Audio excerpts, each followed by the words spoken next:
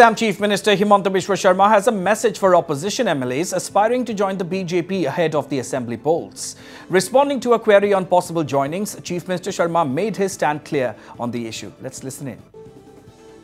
আজি দিনটোত কোনো বিধায়কে যোগদান নকৰে নিৰ্বাচনৰ আগতে বিধানসভা নিৰ্বাচনৰ আগতে আমি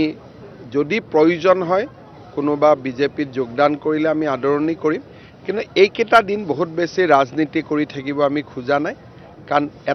এজন বিধায়কে যোগদান কৰা মানে এটা বাই ইলেকশ্যন দুমাহ শেষ আৰু তাৰ পিছত সময় কেইটা পাম গতিকে এই 1.5 বছৰ দিনে ৰাতিয়ে কাম কৰিব লাগে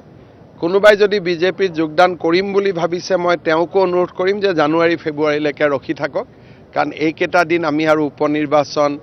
আৰু কিবা কিবি খেলি থাকিলে কাম কৰাৰ সময়খিনিয়ে নোহোৱা হৈ যাব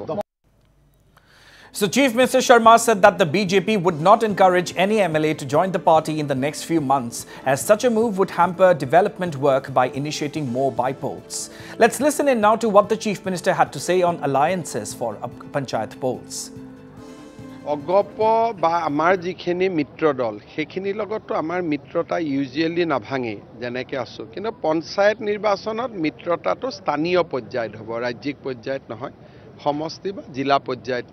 মিত্ৰতা হ'ব অকলে নহয় যেনেকৈ ধৰক আমাৰ জালুকবাৰী সমষ্টিতে নিৰ্বাচন হ'ব আমি এজিপি লগত কথা পাতিম নলবাৰীত ইলেকশ্যন হ'ব এজিপি লগত কথা পাতিব কিন্তু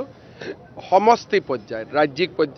পৰ্যায়ত নহয় পলাশবাৰী সমষ্টি বিজেপি দলে খেলিব আৰু পলাশবাৰী সমষ্টিত বিজেপি দলে নেখেলাৰ প্ৰশ্নই উঠিব নোৱাৰে আমাৰ তাতে সিটিং এমএলএ আছে